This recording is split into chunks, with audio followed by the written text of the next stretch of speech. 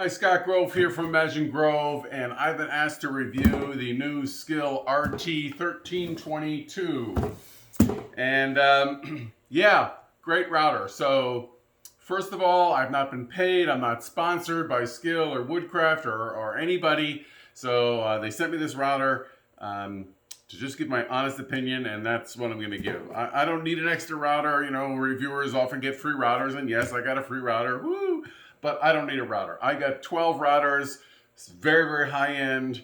Also very expensive precision bases. And, you know, I'm going to have a problem finding a storage place for this. And I was going to give it away, quite frankly. But quite frankly, I really like this router and I'm keeping it.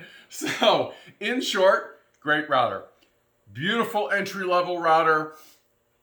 It's a 14 amp router, lightweight, ergonomically works her well. And I'm going to tell you what I've done. I ran some tests. I've also mic'd the tolerances, so I'll review all that in a bit. But in short, for an entry level or even a professional router, just looking for another router, I found this online for $99 up to $134. That's sort of the range. Readily available. It comes with a fixed base and a plunge base. So let's kind of talk about some of the features that I really like. The ergonomics is good, lightweight. Sometimes you don't want a big 3.5 horsepower router. The up and down action works really well. The lever is easily accessible. A couple things that I do like that no other routers that I have this feature. It has a light on the bottom. Who would have thought of that? So when you turn it on, lights down, so it makes the visibility really nice, and that's why I'm keeping this router. There's also a little safety shield here that comes on and off easily. I'm not sure if this will get broken or if I'll even keep this on, but the fact that you can put it on and off easily, you know, helps a little protection when you're looking close for chip blowout. It's got a nice dust collection. Now this is for the plunge base. Has this little vacuum system here. You know, you have to get your fingers in there to unscrew these little thumb screws. And that's kind of a pain in the ass, I guess. If it was click in, it would have been a little easier, but not too bad.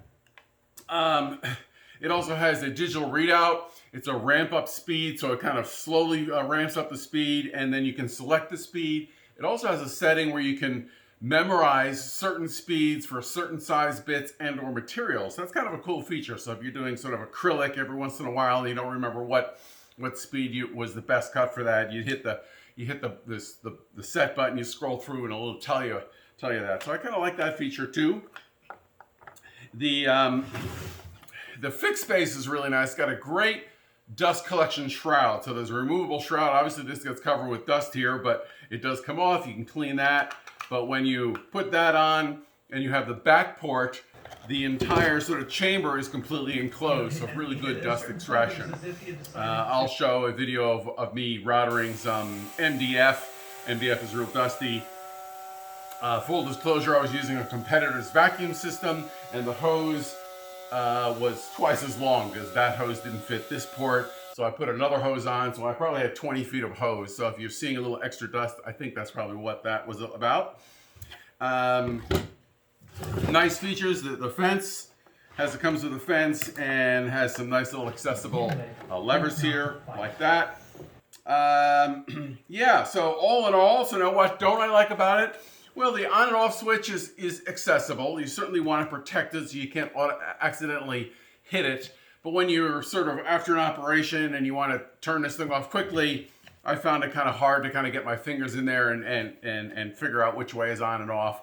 That's probably just muscle memory. All my routers have different switches, and some are trigger and some have a pop-up and all that. So that was a little something that needs to get taken used to.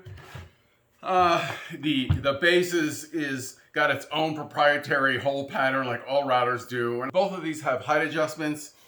They were pretty accurate, with a couple thousandths off, you know, which is fine. I wouldn't rely on these to go down, you know, a thousandth of an inch or something if you're that kind of, you know, machinist or working for that kind of precision.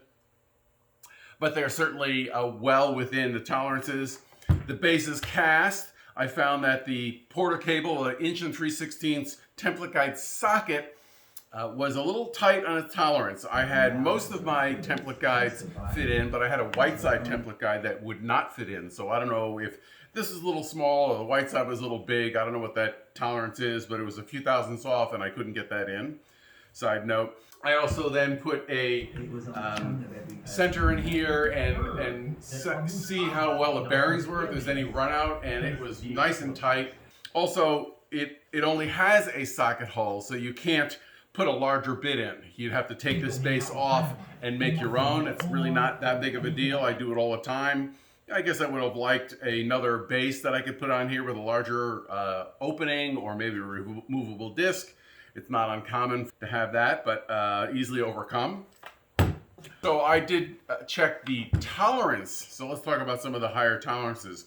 Besides the template guide, I mic the spindle center to the edge of the base plate, because sometimes you use the edge of the base plate against a fence, and if you rotate your router and the spindle center is not directly in the center, that cut can vary, if that makes sense. So with that said, I did mic it. There were a few thousandths off, but I was very impressed with that. They also provide a straight edge just for that reason. So if you are using a fence, it's best to use the straight edge, not a round edge, so you can't rotate that. So they were kind of thinking ahead there. So that's kind of a nice feature, and that's on the Plunge. They don't have a straight side on the fixed base. The fixed base also has sort of this releasing locking tab, and there's notches in the side of the motor body, and that allows you to drop the router quickly, lock it in, and then make your fine adjustment with the adjustment here. That's kind of cool. Little, again, getting used to. If you're trying to take this thing out, you got to remember to unlock it and press this button to fully release. But boy, I could not be more impressed with this router. For $100, yeah, I would get this any day of the week. Oh, brand recognition. So there you go. That's my review. I hope you enjoyed that. Please subscribe for other reviews of other routers and tools and equipment and tips and tricks and everything else. So thanks again for watching. ImagineGrove. Stay safe. Wear your mask now and when you're working with your router. Okay, bye-bye.